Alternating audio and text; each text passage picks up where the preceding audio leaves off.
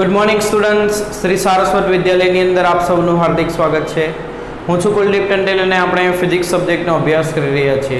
તો last time આપણે practice કરી હતી અલગ અલગ પરિપથોને MCQ હોય તો કેવી રીતે સરળતાથી સોલ્વ કરવા, કોણ પ્રવાહમાં આગળ છે પાછળ છે, પરિપથનો ઇમ્પિડન્સ શું છે, બરાબર, એની અંદર પ્રવાહ એ વોલ્ટેજ કરતાં કળામાં કેટલો આગળ છે કેટલો પાછળ છે, આ બધું ગણતા આપણે શીખ્યા હતા. બરાબર. તો આવો જ એક પરિપથ બીજો પણ જોઈ લઈએ. LC સમાંતર પરિપથ, L અને C સમાંતરમાં. જો L અને C ને સમાંતરમાં જોડીએ એટલે આ રીતે અને એની સાથે AC સ્ટ્રોટ લગાવીએ તો શું થશે? બધા પરિપથ શ્રેણીમાં સમજાવે છે એટલે એક પરિપથ ફક્ત તમને સમાંતરમાં સમજાવવાનો પ્રયત્ન કરું છું. તો સમાંતરમાં શું થાય? તો પરિણામી અવરોધ બરાબર 1/R1 પ્લસ 1/R2 થાય. તો તે જ રીતે પરિણામી ઇમ્પિડન્સ શું થશે? L નો ઇમ્પિડન્સ 1/L નો ઇમ્પિડન્સ JXL અને પ્લસ 1/C નો ઇમ્પિડન્સ -J/XC. તો આમાં 1/J ને કોમન કાઢીએ તો 1/XL અને XC ઉપર જશે એટલે -XC જવાબ આવશે. તો આ એનો ઇમ્પિડન્સ થયો, આ 1/Z છે. બરાબર. હવે એક નોંધ યાદ રાખજો કે આ સંકર સંખ્યાની અંદર જ્યાં પણ J² આવે ત્યાં -1 લખાય. સંકર સંખ્યામાં જ્યાં J² આવે ત્યાં શું લખાય? -1. હવે 1/J હોય તો શું થાય? એક કામ કરી શકાય, J વડે ઉપર ગુણી શકીએ અને J વડે ભાગી શકીએ. તો આ J ભાગ્યા J² થશે. J² બરાબર -1 થાય એટલે -J લખાય.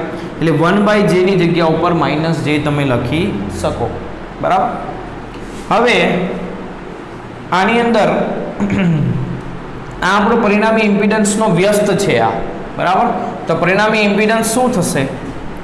તો તમે આ રીતે લખી શકો, Z બરાબર આનો વ્યસ્ત લો તો 1/J નો વ્યસ્ત J થશે અને આનો વ્યસ્ત લેશો તો આ આખું પદ ક્યાં જતું રહેશે? છેદની અંદર. એટલે છેદમાં 1/XL -XC આવશે.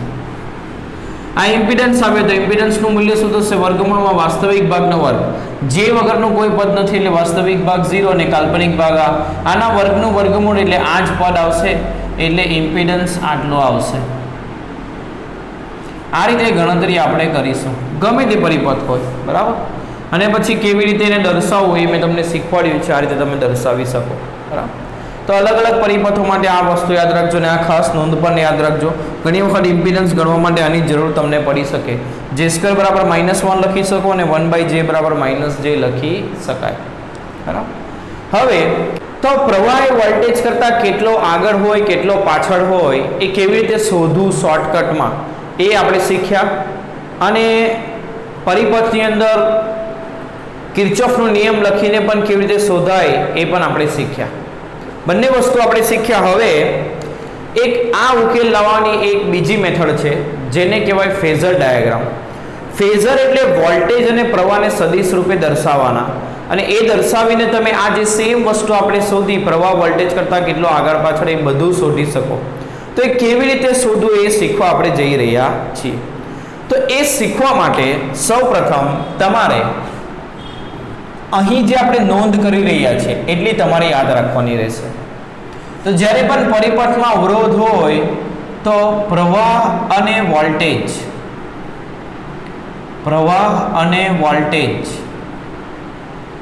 કળામાં સમાન હોય. આ આપણે જોઈ ગયા. કળામાં કેવા હોય? સમાન હોય. જ્યારે ઇન્ડક્ટર લગાવીએ ત્યારે શું થાય? ત્યારે પ્રવાહ એ વોલ્ટેજ કરતા કળામાં π/2 જેટલો પાછળ થાય. યાદ રાખજો, π/2 જેટલો કેવો થાય? પાછળ. એટલે આપણે એના આ યાદ રાખવા માટે એક સેન્ટેન્સ યાદ રાખશું કે LI પાછળ. એટલે કે ઇન્ડક્ટર જોડીએ ત્યારે પ્રવાહ એ π/2 જેટલો પાછળ થાય. તો જો પ્રવાહ પાછળ થાય તો વોલ્ટેજ કેવો કહેવાય? આગળ. આ યાદ રાખશો, અગત્યની નોંધ. તે જ રીતે કેપેસિટરમાં આના કરતાં ઉલટું. એટલે કેપેસિટર જ્યારે AC પરિપથમાં જોડીએ ત્યારે આપણે સાબિત કર્યું કે પ્રવાહ એ વોલ્ટેજ કરતા કડામાં π/2 જેટલો આગળ હોય, અહીં પાછળ તો અહીં આગળ. એટલે કે આમાં સી માં શું યાદ રાખશું? જો એલ માં આઈ પાછળ તો સી માં આઈ આગળ, આઈ આગળ તો વી પાછળ. એટલે આપણે ખાલી એક જ સેન્ટેન્સ યાદ રાખવાનું છે, એલ આઈ પાછળ. તો એના પરથી એલ માં વી આગળ થઈ જાય કેટલો? π/2. સી માં આઈ આગળ થઈ જાય કેટલો? π/2. તો આઈ આગળ હોય તો વી પાછળ થઈ જાય. એટલે આપણે બે જણા ચાલી રહ્યા હોય, તમે આગળ હો તો હું પાછળ કહેવાય, અને હું આગળ હોય તો તમે પાછળ કહેવાય, બરાબર? અથવા તો હું પાછળ તો તમે આગળ, આ ઉલટું થાય, બરાબર? એટલે આ ત્રણ ડિવાઇસની અંદર પ્રવાહ વોલ્ટેજ કરતાં કેવો થાય એ તમારે યાદ રાખવાનું. એ યાદ રાખવા માટે એક જ સેન્ટેન્સ યાદ રાખવાનું, એલ આઈ પાછળ. એલ માં આઈ પાછળ હોય તો વી આગળ થાય, અને એલ માં આઈ પાછળ હોય તો સી માં આઈ આગળ થાય, આઈ આગળ હોય તો વી પાછળ થાય. આ વસ્તુ ખાસ યાદ રાખવાની. હવે બીજી એક વસ્તુ શીખવાની છે. તો આ વોલ્ટેજ અને પ્રવાહને આપણે સદિશ રૂપે દોરવાના છે. તો કેવી રીતે દોરવાની શરૂઆત કરશું? તો નોંધ નંબર 2, આ પહેલી નોંધ યાદ રાખશું આપણે. નોંધ નંબર 2, જો પરિપથ શ્રેણી હોય અથવા તો શ્રેણી પરિપથ હોય, એટલે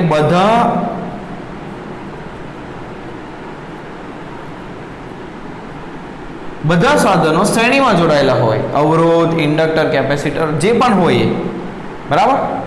તો એની અંદર શ્રેણીમાં દરેક પરિપથમાં વહેતો પ્રવાહ સમાન હોય, એટલે આવા પરિપથમાં સૌ પ્રથમ પ્રવાહ સદિશ દોરવો. એટલે આપણે પહેલો સદિશ કોનો દોરવાનો? પ્રવાહનો, કારણ કે એ બધા માટે સમાન હશે. તો જો સમાંતર પરિપથ હોય,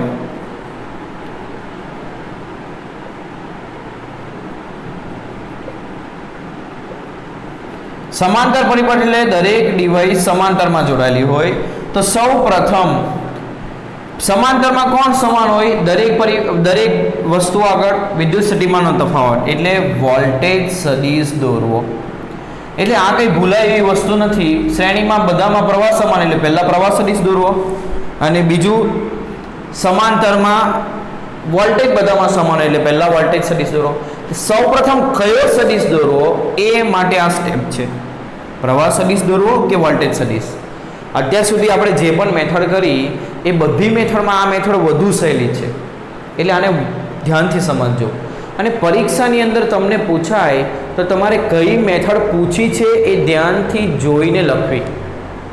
એટલે ઘણી વખત LCR શ્રેણી પરિપથ માટે પ્રવાહનું સૂત્ર તારવો આવો સવાલ આવે તો તે વૈશ્લેષિક ઉકેલથી કીધું છે કે ફેઝર ડાયાગ્રામ કીધો છે, એ જોઈને કરવું.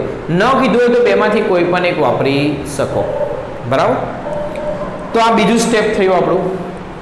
હવે જ્યારે સદિશો દોરશું, પહેલો સદિશ તો આના ઉપરથી દોરશું, પણ એના પછીના સદિશો જ્યારે દોરો ત્યારે શું કરશું? જો સદિશ એટલે કે જો રાશિ કડામાં આગળ હોય તો આપણે જેટલી આગળ હોય, જેટલા ખૂણે આગળ હોય, એટલે કડામાં કેટલી આગળ છે તેટલા ખૂણે પ્રથમ રાશિથી એ ઘડિયાળના કાંટાની વિરુદ્ધ દિશામાં, એટલે એન્ટી ક્લોક ફેરવીને દોરશું. કેવી રીતે એ બધું સમજાવું તો જ તમને ખબર પડશે. અને જો રાશિ એ કડામાં પાછળ હોય, બરાબર? જો રાશિ એ કડામાં કેવી હોય? પાછળ હોય, તો તમારે એને ક્લોકવાઇઝ ફેરવીને દોરવું. હવે આ શું સમજાવવા માંગુ છું એ દોરીશ તો જ ખબર પડશે. એટલે આટલા સ્ટેપ તમારે યાદ રાખવાના. એટલે કેવું? તો અહીંયા શોર્ટમાં સમજાવું. ધારો કે તમે ફક્ત ઇન્ડક્ટર પરિપથમાં આપ્યો છે, હા, બરાબર? તમે ધારો કે વોલ્ટેજ સદિશ એના માટે દોરી દીધો, તો હવે પ્રવાહ સદિશ દોરવો છે. તો પ્રવાહ એ કેવો છે? પાછળ હોય તો કઈ દિશામાં લઈ જવાનું? ક્લોકવાઇઝ. ક્યાં લઈ જવાનું? ક્લોકવાઇઝ. એટલે ઘડિયાળના કાંટાની દિશામાં લઈ જાઓ. આ સદિશથી ઘડિયાળના કાંટાની દિશામાં જાઓ. કેટલું જવાનું? કેટલો પાછળ હોય? π/2. એટલે π/2 જેટલા ઘડિયાળના કાંટાની દિશામાં જાઓ અને ત્યાં આગળ તમારો સદિશ મળશે, પ્રવાહ સદિશ I. તે જ રીતે ધારો કે તમે અહીં પ્રવાહ સદિશ દોરી દીધો, તો હવે તમારે વોલ્ટેજ સદિશ દોરવાનો છે. તો વોલ્ટેજ એ ઇન્ડક્ટર માટે π/2 જેટલો આગળ હોય તો ઘડિયાળના કાંટાની વિરુદ્ધ દિશામાં જાઓ, એટલે ઘડિયાળના કાંટાની વિરુદ્ધ દિશામાં જાઓ. કેટલું જાઓ? π/2 જેટલું.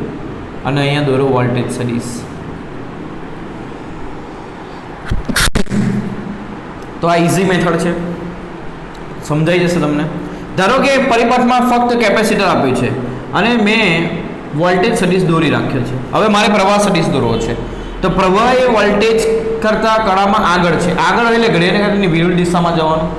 કેટલું જવાનું? π/2 જેટલું. તો π/2 જેટલું આગળ જાઓ એટલે ઘડિયાળના કાંટાની વિરુદ્ધ દિશામાં જાઓ. તો અહીંયા દોરવાનું તમારે પ્રવાહ સદિશ. તો તે જ રીતે ધારો કે મેં પ્રવાહ સદિશ દોરી રાખ્યો છે, તો મારે વોલ્ટેજ સદિશ દોરવો હોય તો વોલ્ટેજ કળામાં પાછળ થાય. પાછળ એટલે ઘડિયાળના કાંટાની દિશામાં જવાનું અને અહીં કેટલું જવાનું? π/2 જેટલું. અને અહીં દોરવાનું વોલ્ટેજ સદિશ. તો અવરોધમાં શું કરશો? તો ધારો કે વોલ્ટેજ સદિશ મેં અહીં દોર્યો, તો પ્રવાહ અને વોલ્ટેજ વચ્ચે કાળનો તફાવત જ નથી, એટલે બે વચ્ચે કોઈ ખૂણો નથી, એટલે આ જ સદિશની દિશામાં એ પ્રવાહ સદિશ પણ આવશે. એટલે બંને સદિશ એક જ દિશામાં આવશે. તો આ સિમ્પલ રીત મેં તમને શીખવાડી. હવે શરૂઆત ક્યાંથી કરવાની? આ સ્ટેપથી નક્કી થશે. જો પરિપથ શ્રેણીમાં આપ્યો હોય, બધા ડિવાઇસ એ શ્રેણીમાં જોડાયેલા હોય, તો આપણે સૌપ્રથમ પ્રવાહ સદિશ દોરીશું. અને જો સમાંતરમાં જોડાયેલા હોય તો સૌપ્રથમ વોલ્ટેજ સદિશ દોરીશું. બરાબર? અને આ જે પ્રવાહ સદિશની લંબાઈ છે, એ પ્રવાહનું મહત્તમ મૂલ્ય લઈશું આપણે. અને જે વોલ્ટેજ સદિશની લંબાઈ છે, એ વોલ્ટેજનું મહત્તમ મૂલ્ય લઈશું. બરાબર? એટલે અહીં આગળ સદિશ રૂપમાં આ પ્રવાહ અને વોલ્ટેજને દોરશું તો એનું મહત્તમ મૂલ્ય એની લંબાઈ જેટલું લેવાનું રહેશે. બરાબર? તો આ સ્ટેપ આપણને સમજાયા. હવે ધીરે ધીરે આ સ્ટેપનો ઉપયોગ કરીને કેવી રીતે દાખલા થશે એ કરીએ. બરાબર? એક પરિપથ પહેલાં તમને પ્રેક્ટિસ માટે કરાવું, પછી ચોપડીનો પરિપથ કરીએ. ચોપડીમાં ફક્ત એક જ પરિપથ માટે આપ્યું છે, એટલે આમ જોવા જઈએ તો મારે બોર્ડ માટે તમને એક જ પરિપથ કરાવવાનો છે. પરંતુ તમને સમજીને તમે કરો એટલા માટે હું સૌપ્રથમ બીજો એક પરિપથ એક્સ્ટ્રા લઈને તમને કરાવું, અને એના ઉપરથી તમે ચોપડીનો પરિપથ જલ્દી સમજી જશો. બરાબર?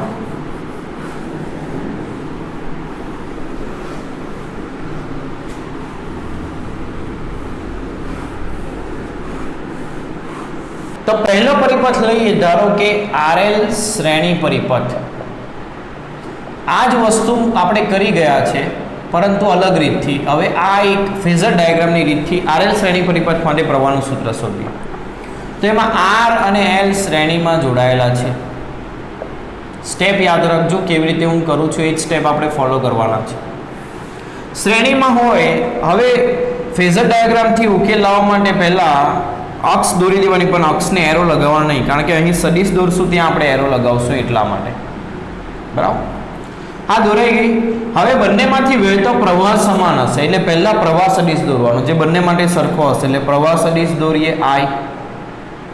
પ્રવાહ સદિશ કેટલો દોર્યો? I. આ આપણે દોર્યો પ્રવાહ સદિશ I. બરાબર? પ્રવાહ સદિશ I દોરાઈ ગયો, જે બંને માટે સમાન હશે. હવે આપણે શું શોધવાનું? તો જ્યારે પ્રવાહ બંનેમાં સમાન હોય તો કુલ વોલ્ટેજ કેટલો થાય એ લખવાનું. હવે આમ જોવા જઈએ તો વોલ્ટેજ શ્રેણીમાં કેટલો થાય? તો કુલ વોલ્ટેજ આ બે આગળના વોલ્ટેજનો સરવાળો થાય. પણ અહીં વોલ્ટેજ એ અલગ રૂપમાં હશે, એટલે કે આ એસી પરિપથ છે, એટલે વોલ્ટેજનો ડાયરેક્ટ સરવાળો નહીં થશે. તો કેવો સરવાળો કરવાનો? તો R આગળ અને L આગળના વોલ્ટેજ સદિશનો સદિશ સરવાળો કરવાનો. એ આપણો પરિણામી વોલ્ટેજ થશે, આ બે છેડા આગળનો, એટલે અહીંયા આપેલો વોલ્ટેજ. બરાબર? સમજાય છે?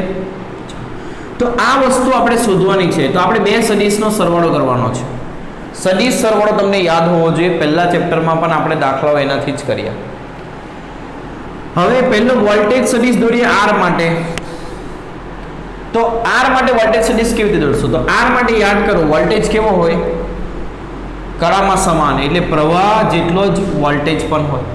એટલે અહીંયા R નો વોલ્ટેજ એ પ્રવાહની દિશામાં જ દોરીશું, એટલે આ VR સદિશ દોરાયો.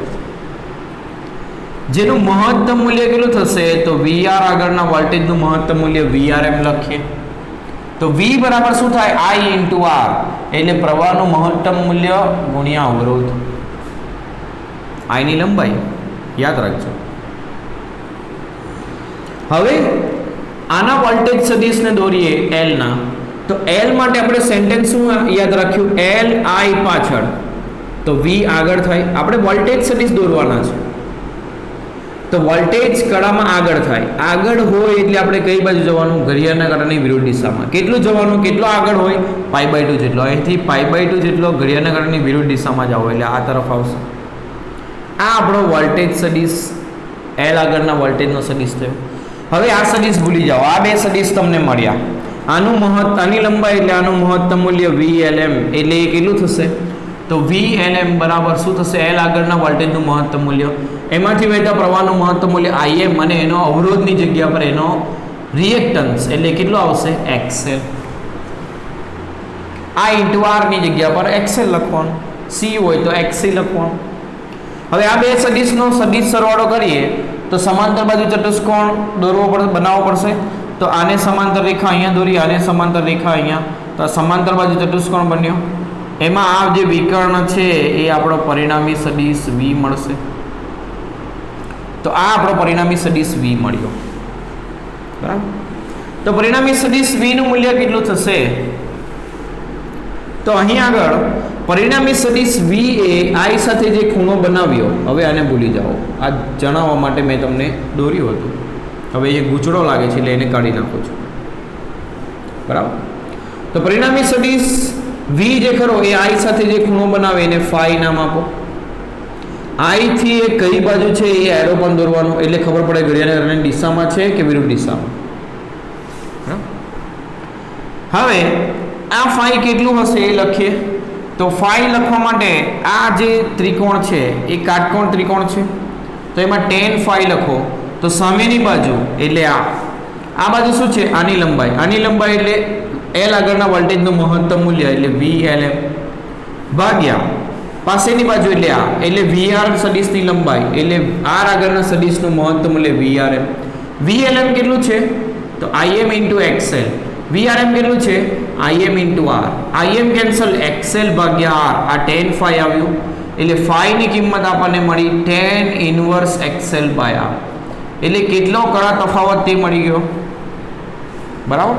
સ્ટેપ નંબર 1, કેટલો કળા તફાવત એ મળ્યો.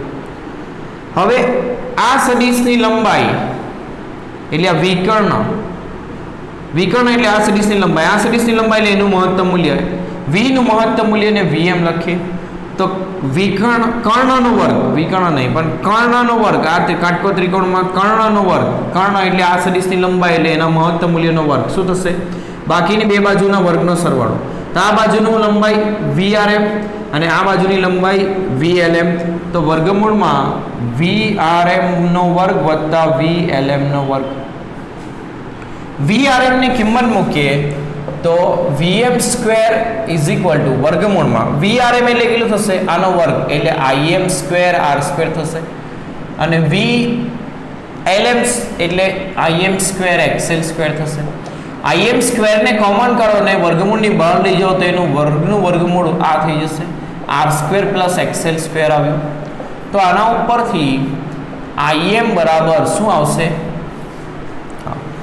એક ભૂલ મેં કરી, કર્ણનો વર્ગ લખો તો આ બેના વર્ગનો સરવાળો લખવાનો, વર્ગમૂળ ન લખાય. જો ખાલી કર્ણનું માપ લખો તો વર્ગમૂળમાં બાકીની બે બાજુનો વર્ગનો સરવાળો લખાય. એટલે અહીંયા VM² નથી, ફક્ત VM છે. તો આના ઉપરથી IM બરાબર આ પદને અહીં ભાગો તો VM ભાગ્યા વર્ગમૂળ R² + XL², અને V/R એટલે છેદમાં V ના છેદમાં જે આવે એને આપણે કહીએ mod z. એટલે આના ઉપરથી mod z કેટલું મળ્યું, વર્ગમૂળ R² + XL². IM બરાબર VM/mod z થાય, અથવા તો mod z ની જગ્યા પર એને કેપિટલ Z લખીએ બુક પ્રમાણે. કેપિટલ Z હોવાથી આ પરિપથનો ઇમ્પિડન્સ આટલો મળશે. તો જો ઇમ્પિડન્સ કેટલું એ પણ મળી ગયું, કળા તફાવત પણ મળી ગયું. હવે કોણ કળામાં આગળ અને કોણ કળામાં પાછળ એ સમજીએ. તો આ વોલ્ટેજ સદિશ મેં દોર્યો છે ઘડિયાળના કાંટાની વિરુદ્ધ દિશામાં. ઘડિયાળના કાંટાની વિરુદ્ધ દિશામાં એટલે આગળ કહેવાય. કેટલો આગળ 5 જેટલો. કોણ આગળ? વોલ્ટેજ સદિશ. એટલે અહીં એવું લખી શકાય કે વોલ્ટેજ એ પ્રવાહ કરતા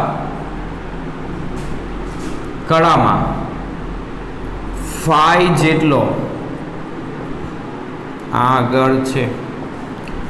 હવે જો વોલ્ટેજ કળામાં આગળ હોય તો પ્રવાહ કેવો થાય? પાછળ. એટલે પ્રવાહ માટે લખવું હોય તો પ્રવાહ એ વોલ્ટેજ કરતા, કેમ કે જુઓ વોલ્ટેજ થી ઘડિયાળના કાંટાની દિશામાં પ્રવાહ સદિશ છે, એટલે પ્રવાહ એ વોલ્ટેજ કરતા પાછળ કેટલો? તો 5 જેટલો. બે વચ્ચેનો ખૂણો કેટલો? 5. તો વોલ્ટેજ કરતા કળામાં 5 જેટલો પાછળ છે. અને પછી એના ગ્રાફ કેવી રીતે દોરવાના એ તો મેં તમને શીખવાડ્યું છે, એટલે એ ગ્રાફ પણ છેલ્લા સ્ટેપમાં આવે. કોઈ પણ રીત તમે વાપરો, આ ફાઈની કિંમત હોવી જોઈએ, ઇમ્પિડન્સની કિંમત હોવી જોઈએ, કળામાં આગળ પાછળ હોવું જોઈએ, ફેઝર ડાયાગ્રામ હોય તો આ ડાયાગ્રામ હોવો જોઈએ, અને બીજો એના વેવફોર્મનો ડાયાગ્રામ પણ હોવો જોઈએ. કારણ કે અહીં વોલ્ટેજ હંમેશા આપણે કેટલું લઈએ? Vm sin omega T. તો આપણો જે પ્રવાહ છે એનો જવાબ કેવો આવે? I બરાબર Vm ભાગ્યા Z sin ઓમેગા ટી, અને કળામાં પાછળ હોવાથી -5. પાછળ હોય એટલે માઇનસ કેટલો? 5 જેટલો. આ એના વોલ્ટેજ પ્રવાહનો સૂત્ર આવે. અને Vm/Z ને તમે Im મહત્તમ મૂલ્ય પ્રવાહનું એવું લખી શકો. એટલે sin ઓમેગા ટી -5 આવું પ્રવાહનું સૂત્ર આવે. અને પછી આ સૂત્ર ઉપરથી એને કેવી રીતે દોરવાના એ મેં તમને ઓલરેડી શીખવ્યું છે. હવે આપણે બુકની અંદર જે પરિપથ આપ્યો છે RLC શ્રેણી પરિપથ, એના માટે આ જ વસ્તુ કરીએ.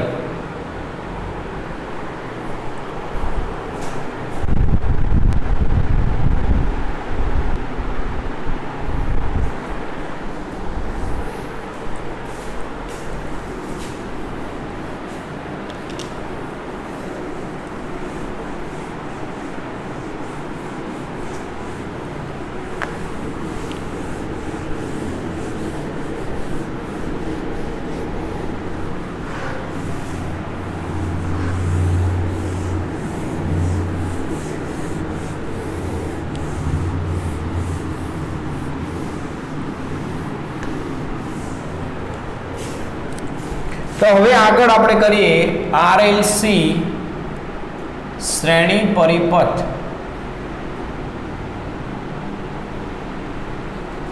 અને એના વિકલ સમીકરણનો ઉકેલ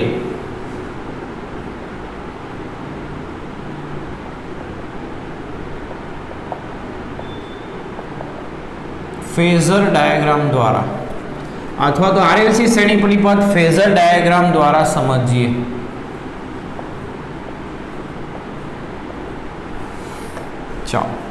એટલે એમાં R, L અને C એ શ્રેણીમાં જોડાયેલા છે. જો તમને બધા પરિપથની આ રીતે પ્રેક્ટિસ નથી કરાવતો, કારણ કે આપણી બુકમાં એક જ પરિપથ છે ને એ જ આપણે અભ્યાસ કરવો જરૂરી છે, કારણ કે બોર્ડમાં એના એ જ પૂછાશે, એના સિવાયનો પરિપથ તો પૂછાય નહીં. આપણો વોલ્ટેજ હશે Vm sin ઓમેગા ટી, આટલી વસ્તુ નક્કી હોય. હવે ફેઝર ડાયાગ્રામથી ઉકેલ લાવવાનો એટલે શું કરવાનું? તો બે છેડા આગળનો કુલ વોલ્ટેજ V, એટલે સદિશ રૂપે V લખે તો તે કેટલો હશે?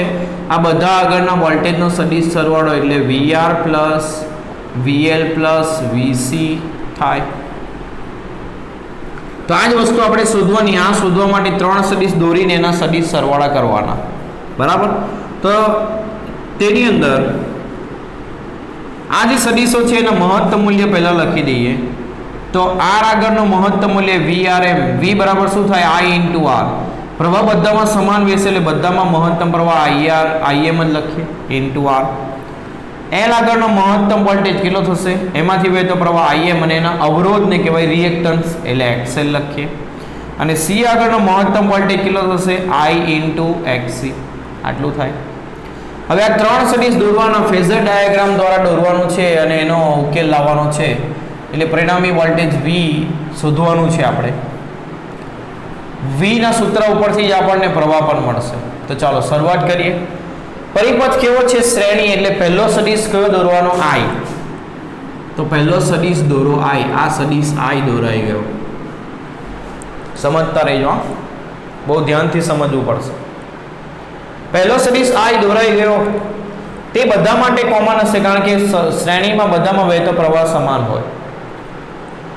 હવે આપણે આ 3 વોલ્ટેજનો સદિશ સરવાળો કરવાનો છે એટલે આ 3 વોલ્ટેજ દોરીએ તો R માટે વોલ્ટેજ કેવો હોય પ્રવાહ સાથે કળામાં સમાન એટલે આ બે વચ્ચે કોઈ ખૂણો નહીં હોય એટલે આ જ દિશામાં વોલ્ટેજ સદિશ VR દોરીએ જેનું મહત્તમ મૂલ્ય લખીએ એટલે એની લંબાઈ લખીએ VRM પછી બીજો સદિશ દોરીએ L તો L માટે સેન્ટેન્સ યાદ રાખો L I પાછળ જો I પાછળ હોય તો V કેવો થાય આગળ હોય તો આપણે કઈ દિશામાં લઈ જવાનું ઘડિયાળના કાંટાની વિરુદ્ધ દિશામાં કેટલો આગળ હોય π/2 જેટલો એટલે આ પ્રવાહ સદિશ છે એનાથી π/2 જેટલો ઘડિયાળના કાંટાની વિરુદ્ધ દિશામાં લઈ જાવ એટલે આ દિશામાં તમારો વોલ્ટેજ સદિશ મળશે VL ત્રીજો દોરીએ C માટે તો L માટે જો V આગળ થાય તો C માટે V પાછળ થાય કેટલો પાછળ π/2 તો આ C આગળનો વોલ્ટેજ VC દોરવા માટે પ્રવાહ સદિશથી ઘડિયાળના કાંટાની દિશામાં તમે π/2 જેટલા જાઓ એટલે અહીંથી π/2 જેટલા ગયા તો અહીં આગળ આપણો સદિશ આવશે VC આનું મહત્તમ મૂલ્ય થશે VLM અને આનું મહત્તમ મૂલ્ય થશે VCM આટલા સ્ટેપ સમજાયો હવે આ બે સદિશનો આ 3 સદિશનો સરવાળો કરવાનો છે તો સમાંતર બાજુ ચતુષ્કોણ તો બે જ સદિશના સરવાળા માટે વપરાય તો આપણે પહેલા શું કરીશું આ બે સદિશોનો સરવાળો કરીશું કારણ કે ઇઝીલી થાય છે અને પછી તેમાં આ સદિશ ઉમેરીશું તો આ બે સદિશોનો સરવાળોનો જવાબ શું આવશે તો જ્યારે બે સદિશોનો સરવાળો કરવાનો ત્યારે નિયમ યાદ કરો જો બે સદિશ એક જ દિશામાં હોય તો બંનેના મૂલ્યોનો ડાયરેક્ટ સરવાળો થાય જો બે સદિશ વિરુદ્ધ દિશામાં હોય તો મોટામાંથી નાનો બાદ થાય તો અહીં VL અને VC જુઓ પરસ્પર વિરુદ્ધ દિશામાં છે એટલે બેનો સરવાળો કરવા માટે મોટામાંથી નાનું બાદ કરવું પડશે તો કોણ મોટું છે કોણ નાનું છે નક્કી કેવી રીતે થશે તો IM બંનેમાં સરખા છે એટલે XL મોટું છે કે XC એના ઉપરથી નક્કી થશે તો અહીં આપણે નક્કી કરીએ કે જો જેવું બુકમાં લીધું હોય એવું આપણે લઈએ તો બુકની અંદર XC ને મોટો ધાર્યો છે એટલે ધારો કે ધારી લઈએ આપણે પણ XC એ XL કરતાં મોટો છે તો શું થશે XC મોટો હોય તો VCM VLM કરતાં મોટો થાય જો આવું થાય તો આ બે સદિશનો સરવાળોનો જવાબ શું આવે મોટું માઇનસ નાનું એટલે મોટું મૂલ્ય માઇનસ નાનું મૂલ્ય અને કઈ દિશામાં જવાબ આવે તો જે સદિશ મોટો છે એની દિશામાં એટલે આ બેના સદિશ સરવાળાનો પરિણામી સદિશ હવે આમ તમારે આ જ આકૃતિમાં બધું બનાવવાનું છે પણ તમને સરળતાથી સમજાય એટલા માટે હું અહીં બીજી આકૃતિ બનાવીને એને દોરું છું એટલે મારો એક સદિશ VR અહીંયા આગળ છે અને બીજો સદિશ આ બેના સરવાળાનો પરિણામી સદિશ એ VC ની દિશામાં આવશે અહીંયા આગળ કેટલા ખૂણે તો 90 ડિગ્રીના કેટલો હશે તો આ બેના સદિશ સરવાળો જેટલો VL + VC જેટલો હશે બરાબર ચાલો હવે મારે આ બેનો સરવાળો કરવાનો એટલે સમાંતર બાજુ ચતુષ્કોણ બનાવવાનું એટલે આને સમાંતર બાજુ અહીંયા અને આને સમાંતર બાજુ અહીંયા આ મારો પરિણામી વોલ્ટેજ થયો V જે આ બેનો સરવાળો જેટલો છે અને આ દિશામાં જ મારો પ્રવાહ વોલ્ટેજ I છે બરાબર ચાલો તો અહીં આગળ જે વોલ્ટેજ અને પ્રવાહ સદિશ વચ્ચે જે ખૂણો બન્યો હોય એને ફાઈ કહીએ ને આ કાટકોણ ત્રિકોણને ધ્યાનમાં લઈએ તો આ કાટકોણ ત્રિકોણ ઉપરથી આ કર્ણનો વર્ગ આ કર્ણ છે એનો વર્ગ શું થાય તો V નું મહત્તમ મૂલ્ય એટલે VM² લખીએ બરાબર બાકીની બે બાજુનો વર્ગનો સરવાળો એટલે આ બાજુનો વર્ગ વત્તા આ બાજુનો વર્ગ આ બાજુ શું થશે VR ની લંબાઈ એટલે VR નું મહત્તમ મૂલ્ય એટલે VRM લખાય એનો વર્ગ વત્તા VL + VC ની લંબાઈ એટલે આનું મહત્તમ મૂલ્ય કેટલું આવે તો આ સદિશનું મૂલ્ય કેટલું આવે તો મોટો સદિશ માઇનસ નાનો સદિશ અત્યારે જ મેં તમને કીધું તો મોટો સદિશ કયો હતો VCM નાનો કયો હતો VLM એટલે આ સદિશની લંબાઈ કેટલી હશે VCM - VLM ફરીથી સમજાવું આ બે સદિશનો સરવાળો કેટલો થાય મોટો સદિશ માઇનસ નાનો સદિશ ને કઈ દિશામાં થાય તો મોટા સદિશની દિશામાં તો આ બે સદિશના પરિણામી સદિશનું મૂલ્ય શું આવશે VCM - VLM કઈ દિશામાં આ દિશામાં આ સદિશનું મૂલ્ય એટલે એની લંબાઈ એટલે આ લંબાઈ કેટલી થશે VCM - VLM એટલે આ કર્ણનો વર્ગ બરાબર આ બાજુનો વર્ગ વત્તા આ બાજુનો વર્ગ આ બાજુ કેટલી થશે VCM - VLM એટલે VCM માઇનસ VLM નો વર્ગ થશે. હવે કિંમત મૂકીએ તો VRM બરાબર શું થાય? IM ઇન્ટુ R, એટલે IM નો વર્ગ ઇન્ટુ R સ્ક્વેર વત્તા આમાં પણ મૂકીએ IM ઇન્ટુ XC અને અહીંયા મૂકીએ IM ઇન્ટુ XL આખાનો વર્ગ. તો IM નો વર્ગ કોમન કાઢીએ તો અહીંયા શું રહી જશે? R square. આમાંથી IM કોમન કાઢો એનો વર્ગ છે એટલે બહાર IM સ્ક્વેર આવશે, એ બહાર લઈ લીધું આપણે. એટલે અહીંયા શું રહી ગયા? XC માઇનસ XL નો વર્ગ. તો આના ઉપરથી IM નો વર્ગ બરાબર શું થશે? આ પદને અહીંયા ભાગીએ તો VM નો વર્ગ ભાગ્યા વર્ગમૂળ નહીં R square plus XC minus XL whole square. અને ફક્ત IM માટે એનું વર્ગમૂળ લઈએ તો VM સ્ક્વેર નું વર્ગમૂળ VM ભાગ્યા વર્ગમૂળ R square plus XC minus XL whole square. હવે IM બરાબર હંમેશા શું થાય? VM બાય Z હોવાથી આ જે નીચે જે પદ છે તે આ પરિપથનો ઇમ્પિડન્સ થશે ને તે કેટલો આવશે? R square plus XC minus XL whole square. તો આ જો પહેલું વસ્તુ આપણે તારવ્યું, આ પરિપથનો ઇમ્પિડન્સ આપણને મળ્યો. બરાબર. હવે આપણે કડા તફાવત શોધીએ તો કડા તફાવત phi માટે શું લખવાનું? આકૃતિમાંથી tan phi. તો tan phi બરાબર શું થશે? સામેની બાજુ ભાગ્યા પાછળની બાજુ. સામેની બાજુ એટલે આ બાજુની લંબાઈ એટલે કેટલી? VCM માઇનસ VLM અને પાછળની બાજુ VRM થશે. VCM બરાબર IM ઇન્ટુ XC અને VLM બરાબર IM ઇન્ટુ XL ભાગ્યા IM ઇન્ટુ R. IM ઉપરથી કોમન કરો તો નીચે ઉપર IM cancel, XC minus XL ભાગ્યા R. આ tan phi થયું. તો આના ઉપરથી phi બરાબર શું આવશે? tan inverse XC minus XL ભાગ્યા R. તો આ કડા તફાવત પણ આપણને મળ્યો. બરાબર. હવે આના ઉપરથી પ્રવાહ I નું સૂત્ર લખીએ તો પ્રવાહ I નું સૂત્ર હંમેશા કેવું આવે? તો તેના માટે પ્રવાહ એ વોલ્ટેજ કરતા કડામાં આગળ છે પાછળ છે આપણે લખવું પડે. તો જુઓ પ્રવાહ સદિશ અહીંયા છે, વોલ્ટેજ સદિશથી કઈ દિશામાં છે? ઘડિયાળના કાંટાની વિરુદ્ધ દિશામાં. ઘડિયાળના કાંટાની વિરુદ્ધ દિશામાં હોય એટલે તમે શું લખી શકો? આગળ. બરાબર.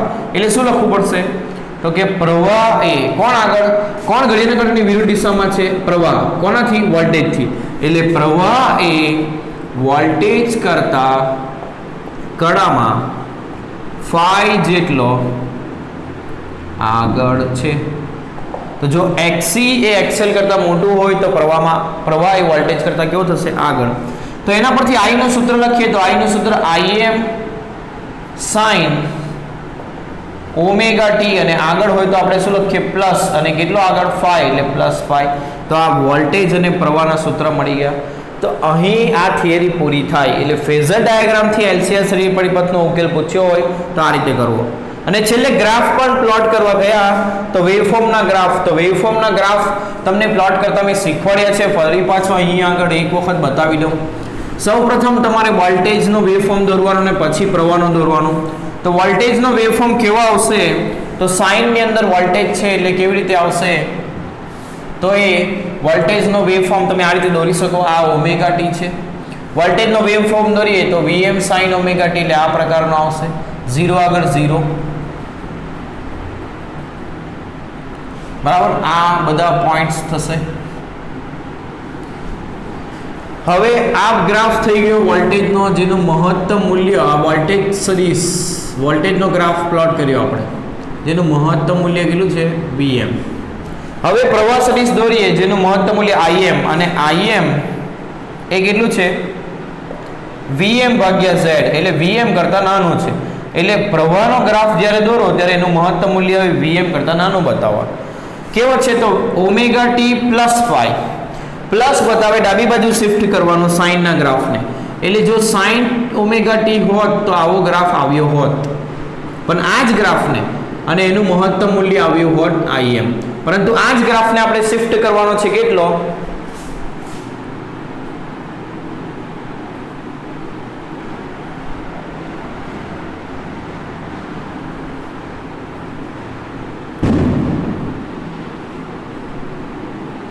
આ જ ગ્રાફને આપણે શિફ્ટ કરીશું કેટલો? phi જેટલો. કઈ બાજુ શિફ્ટ કરવાનું છે? તો પ્લસ બતાવે ડાબી બાજુ. એટલે આ પોઈન્ટને ડાબી બાજુ 5 જેટલું શિફ્ટ કરો એટલે અહીંયા આવશે, આ પોઈન્ટને શિફ્ટ કરો તો અહીંયા આવશે, આ પોઈન્ટને શિફ્ટ કરો ડાબી બાજુ અહીંયા આવશે, આ પોઈન્ટને શિફ્ટ કરો અહીંયા આવશે અને આ પોઈન્ટને શિફ્ટ કરો અહીંયા આવશે. એટલે ગ્રાફ અહીંથી બનાવવાનું શરૂ કરું તો આ પ્રકારનો ગ્રાફ દોરાય.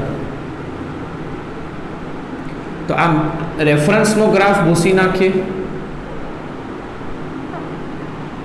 અને અહીંથી જે ગ્રાફ બને છે એને ડાર્ક કરી દઈએ. તો 0 થી જ ગ્રાફ હંમેશા દોરવાનો એટલે 0 થી બનતા ગ્રાફને ડાર્ક કરીએ તો આ પ્રમાણેનો ગ્રાફ આવશે. આમાં આ શિફ્ટિંગ કેટલું થયું તો વોલ્ટેજ અને પ્રવાહ વચ્ચે કડા તફાવત 5 જેટલો છે. આ પ્રમાણેનો ગ્રાફ આવે. હવે આના માટે ફેઝર ડાયાગ્રામ અહીં બાજુમાં આપણે બનાવતા હતા, વોલ્ટેજ અને પ્રવાહ સદિશો દોરતા હતા, એ કેવી રીતે આવશે? તો અહીંનું એક બિંદુ લઈ લો. તો એના માટે વોલ્ટેજ આ આવશે એટલે ઓમેગા T1 આગળ વોલ્ટેજ સદિશ આ દોર્યો આપણે V. તો પ્રવાહ સદિશ I અહીંયા આવશે આ લાઈનમાં. હવે પ્રવાહ એ કડામાં આગળ છે, આગળ હોય એટલે તમારે ઘડિયાળના કાંટાની વિરુદ્ધ દિશામાં લઈ જવાનું, એટલે આ દિશામાં લઈ જાઓ, બરાબર. એટલે કેટલો લઈ જવાનો તો 5 જેટલો, એટલે અહીંથી 5 જેટલો આ દિશામાં લઈ જાઓ અને આટલો લંબાઈનો આ Im આ બિંદુ આગળ વોલ્ટેજ પ્રવાહની જે મૂલ્ય છે તે રેખા સુધી આ સદિશને દોરો અને આ સદિશ તમારો કયો હશે I. તો આ આખી થિયરી લખશો તો 4 માર્ક તમને મળશે. આ રીતે તમારે Z તારવવાનું રહેશે, I નું સૂત્ર તારવવાનું રહેશે, કડામાં આગળ પાછળ લખવાનું રહેશે ને કેટલો કડા તફાવત છે એ તારવવાનું રહેશે અને આ વેવફોર્મ દોરવાનું રહેશે. આટલું કરશો તો માર્ક્સ મળશે. અને ફેઝર ડાયાગ્રામની રીતથી ઉકેલ છે એટલે એમાં ફેઝરનો ડાયાગ્રામ સદિશ રૂપે જે મેં દોર્યો એ ખૂબ અગત્યનો. તો યાદ રહેશે તમને. મેથડ ના સમજાય તો મને તમે ફરીથી પૂછી શકો, બરાબર. તો આ મેથડ યાદ રાખજો. બુકની અંદર એક જ સર્કિટ છે એટલે આપણે 2 એડ કરી છે, એક પ્રેક્ટિસ માટે કરીને એક ખરેખરી સર્કિટ જે પરીક્ષામાં પૂછાઈ શકે એવી છે એ કરી છે, બરાબર. બાકીની સર્કિટને પણ તમે પ્રેક્ટિસ કરી શકો પરંતુ એ જરૂરી નથી, એટલે ના કરો તો સારું, બરાબર. અત્યારે ફેઝર ડાયાગ્રામ આટલી વસ્તુ યાદ આપણે રાખશું અને કેવી રીતે કરવાનું સમજીશું, બરાબર.